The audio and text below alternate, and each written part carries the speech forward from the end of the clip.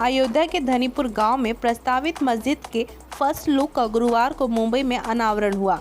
Reports के मुताबिक राम जन्मभूमि विवाद में सुप्रीम कोर्ट के फैसले तहत धनीपुर में मिली जमीन पर बनी इस मस्जिद में मुगल बादशाह बाबर का कोई निशान नहीं होगा।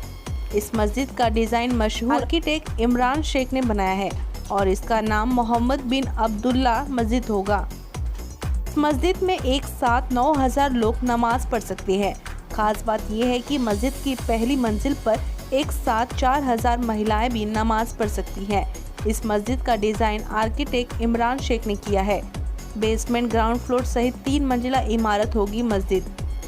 इस मस्जिद की नींव इस्लाम के 5 बुनियादी चीजों पर रखा जाएगा। इसके अलावा मस्जिद में 5 मीनार और 5 द्वार होंगे। हर एक मीनार की ऊंचाई 340 फीट होगी। इसके अलावा केसरी रंग का कुरान यहाँ स्थापित किया जाएगा, जो 21 फुट ऊंचा और 36 फुट चौड़ा होगा। कैंसर अस्पताल, शैक्षणिक संस्थान और मैटरनिटी होम होंगे। हाजी अरफात ने बताया कि इस मस्जिद के परिसर में ही कैंसर अस्पताल बनाने के अलावा मेडिकल कॉलेज, लॉ कॉलेज और इंजीनियरिंग कॉलेज बनाया जाएगा। कैंसर अस्पताल का निर्माण वकार अस्पताल द्वारा किया जाएगा। अस्पताल के संस्थापक चेयरमैन हाबिल खुराकीवाला ने बताया कि कैंसर अस्पताल चैरिटेबल होगा। यहाँ गरीबों को मुफ्त उपचार देने की भी सुविधा होगी। इसके अलावा यहाँ एक मैटरनिटी होम होगा, जहाँ महिलाओं का इलाज मुफ्त में होगा। इस मैटरनिटी होम को पैगंबर मोहम्मद साहब की दाई का नाम दिया जाएगा। लड़कियों के लिए अलग से कॉलेज होंगे, जिसे पैगंबर मोहम्मद साहब की मां आमीना का नाम दिया जाएगा। हाजी अराफत शेख ने कहा कि मस्जिद के लिए पहली ईंट मेरी तरफ से चेयरमैन वाकफ बोर्ड जफर फारूकी को पेश की जाएगी। मस्जिद के लिए दी गई पहली ईंट को अब मुंबई की कई सूफी दरगाहों के बाद अजमेर ख्वाजा गरीब नवाज की दरगाह पर ले जाया जाएगा। वहां से लखनऊ होते हुए अयोध्या के धनीपुर गांव जाकर मस्जिद की बुनियाद रखी जाएगी। धनीपुर मस्जिद स्थल सदियों पुरानी बाबरी मस्जिद के मूल स्थान से लगभग 22 किलोमीटर दूर है और आर्किटेक्ट ने मुझसे पूछा था कि मस्जिद कैसी होनी चाहिए। उन्होंने कहा कि ये मस्जिद सवाल का जवाब होना चाहिए। अराफत ने आगे कहा, हमारे कई लोग मर गए हैं, बच्चे मारे गए। ये मरे हुए बेकसूर लोग आज भी मुक्ति की तलाश में हैं। जो बेकसूर मारे गए उनके लिए इस मस्जिद में पहले दिन दुआ पढ़ी जाएगी। हम मुसलमान बाबर को मानने वाले नहीं हैं, हम गरीब नवाज को मानने वाले लोग हैं। आपको बताता हूँ कि मोहम्मद बिन अब्दुल्ला मस्जिद के परिसर का काम विभिन्न समूहों के बीच कुछ मतभेदों की वजह से विलंबित हो गया है। उन्होंने कहा कि अब जल्द ही धनीपुर स्थल पर काम शुरू होने वाला है। बता दें कि सुप्रीम कोर्ट ने अपने फैसले में नई मस्जिद के निर्माण के लिए 5 एकड़ जमीन देने का आदेश दिया था। अतिरिक्त सुविधाएं प्रदान करने के लिए 6 एकड़ जमीन और खरीदने की योजना है। इस मस्जिद के निर्माण के लिए पैसे डोनेट की अपील भी स्टेज से की गई। इस मौके पर फिल्म एक्टर राजा मुराद और शाबाद खान भी मौजूद रहे। मुंबई से मुन्ना मुजावर की रिपोर्ट। इजाजत लेते हुए, सभी उलमाओं की इजाजत लेते हुए अपनी बात कुछ इस तरीके से रखूंगा। जितनी बात रखूंगा वो अल्लाह को हाजिर नाजिर रख के कहूंगा। क्या बात है। किसी पार्टी का लीडर यहां पे नहीं कह रहा है, एक मुसलमान यहां पे आकर कह रहा है, ये आपके सामने वादा कर।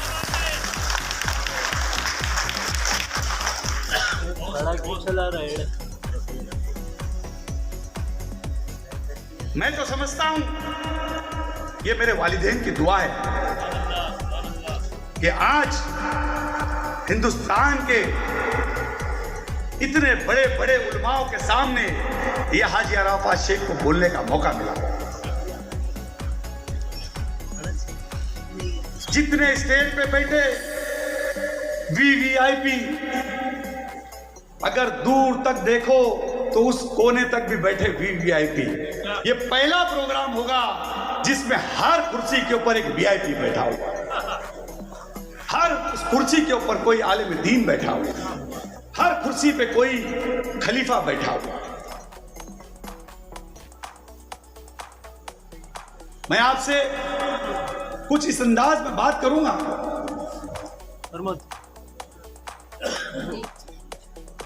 मेरा गांव पूना, मेरा ताल्लुक महाराष्ट्र से, कभी यूपी जाना हुआ नहीं, लेकिन हमेशा मेरे दोस्तों से कहता था कि एक दिन जरूर यूपी आऊंगा, लखनऊ आऊंगा, ऐसा हमेशा कहता था। लेकिन मुझे यह नहीं पता था कि अल्लाह तबारक व तआला मुझे कब बुलाएगा, और बुलाएगा तो ऐसे सब्जेक्ट के लिए बुलाएगा ये मुझे नहीं पता है। कुछ साल पहले मैं दिल्ली के दौरे पे था, एक मिनिस्टर को मिलना था, और वो मिनिस्टर को मिलते वहां पहुंचा तो उस मिनिस्टर ने कहा कि मैं 2 रोज के बाद आऊंगा। तो मैंने क्या कहा कि 2 रोज में क्या करूंगा दिल्ली में। तो हमारे एक दोस्त थे, उन्होंने कहा कि इधर एक दरगाह है, उस दरगाह पे हम जाते हैं। फिर वहां से एक दोस्त का फोन आया, डॉक्टर खालिद का, और उन्होंने कहा हिंदुस्तान का एक बहुत बड़ा इदारा, ऐसा इदारा कि जहां पे आलिम दीन की फैक्ट्री है, और ऐसे आलिम दीन जिन्होंने इतिहास रचा है, बेबाक तरीके से इतिहास रचा है, जिनके दिल में सिर्फ अल्लाह का डर है और किसी का डर नहीं, वो है दारुल उलूम देवबंद। और दारुल उलूम देवबंद के जैसे मैंने नाम सुना तो मैंने किताबों में पढ़ा था रेशमी रुमाल की तहरीक, और यह हाजी अराफात शेख दारुल उलूम देवबंद की तरफ चला गया। सुबह के 3-4 बज रहे थे, एक मौलाना आए और उन्होंने कहा कि आप पहले घर में सुबह चाय पीजिए, और मैं उनके घर चला गया। उन्होंने मुझसे कहा कि ये वो कमरा है जहां पर रेशमी रुमाल की तहरीक लिखी गई थी। ये वो कमरा है कि हिंदुस्तान के आलिम दीन यहां पर बैठ के रो रो कर अल्लाह से दुआएं करते थे कि हमारे मुसलमान भाई यहाँ पे आलिम बने, कारी बने, मुफ्ती बने, वकील बने, डॉक्टर बने, इंजीनियर बने, कलेक्टर बने, हिंदुस्तान के नामी गिरामी बने, और हिंदुस्तान में दीन की तहरीक करने निकले। यह हाजी अराफात शेख ने हाथ उठाई, दुआ की। ना जाने कौन अल्लाह वाला, क्योंकि सिलसिले से जुड़ा हूं, पीरी तरीकत से जुड़ा हूं, सरकार पीर आदिल का दीवाना, ये गरीब नवाज का दीवाना, ये मकबली पीर का दीवाना, फहमी पीर का दीवाना, हाथ उठा के दुआ किया, क्योंकि हम है वाले थे वाले नहीं। क्योंकि मुझे पता था कि इस प्रकार ना जाने कौन सी जगह पे हमारे आलिम का, हमारे उलमा का कदम होगा, कौन सी दुआ जगह पे अल्लाह ने दुआ कबूल की होगी। मैंने उस जगह पे दुआ मांगी, और दुआ मांग के ही ईशा पढ़ी। वैसे ही ईशा जैसी पढ़ी, सलाम फेरा, मुझे हमारे मौलाना अब्दुल्ला कमर साहब का फोन आया कि आप हमारे मेहमान हैं, आपको कहीं नहीं जाना, मेरे घर आना है। और मैं उनके घर पे चला गया। मैं ये इसलिए बता रहा हूं कि वहां गए और उनकी मेहमान नवाजी और हमारी दोस्ती हुई। मैं देखना चाहता था कि दारुल उलूम देवबंद कैसा है। अगर दारुल उलूम देवबंद के उलमा ऐसे हैं तो हमारे उलमा कैसे होंगे, ये मुझे देखने और सीखने वहां मिला है। मैंने कहा एक रात हूं मौलाना साहब से कि मुझे मदरसा देखना है। मैं मदरसे में चला गया और मदरसे के अंदर जैसे ही पहुंचा तो मुझे मदरसे में मौलाना खालिद मद्रासी साहब ने। नमाज के बाद हमारी बातचीत हुई। उन्होंने कहा गरीब की कुटिया में चाय पियोगे क्या? मैंने उनके हाथ में बोसा लिया और उनके घर पे चला गया और वहां से दुआएं लेके मुंबई चला गया। मुझे नहीं पता था कि अल्लाह क्या चाहता था और क्या करना चाहता था। फिर कुछ साल के बाद डॉक्टर आबिद रमजान के वक्त मौलाना साहब को मेरे घर लाया। तरावी की नमाज हो रही थी। तरावी की नमाज पर अब्दुल्ला कमर साहब आए और उन्होंने मुझसे कहा कि आपको एक काम करना है। मैंने उनसे पूछा क्या काम है? तो उन्होंने कहा कि आपको एक मस्जिद बन रही है जिसका कई सालों से काम रुका है, उसकी जिम्मेदारी आप पे सौंपना चाहते हैं। नीचे ले लो ना। तो मैंने उनसे पूछा मैं क्या कर सकता हूं? मुझे पहले लगा कि मुझे और कुछ बात करेंगे, लेकिन हमारी आधे घंटे गुफ्तगू हुई, कुछ सवालात हुए, उन्होंने सारी सवालात का जवाब दिया। मैंने उनसे कहा कि मैं जरूर आपसे बात करता हूं और वो चले गए।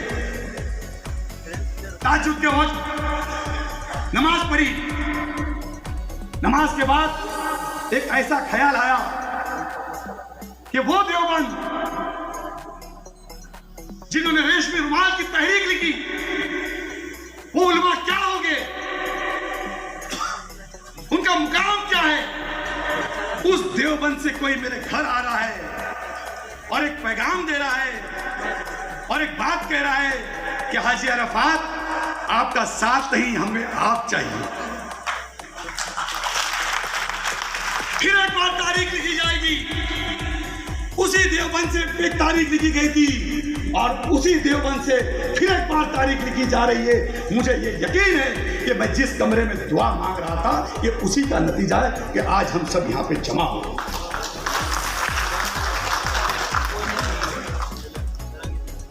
क्योंकि अल्लाह वाले किससे कैसे काम कर ले, कैसा चुन ले, मुझे नहीं पता। और मैंने डॉक्टर आबिद से कहा कि हम जिस मसले के लिए जा रहे हैं, पहले हम जाके देखेंगे। मैं बाखुदा एक एक बात आपके सामने अल्लाह को हाजिर नाजिर रख के कहूंगा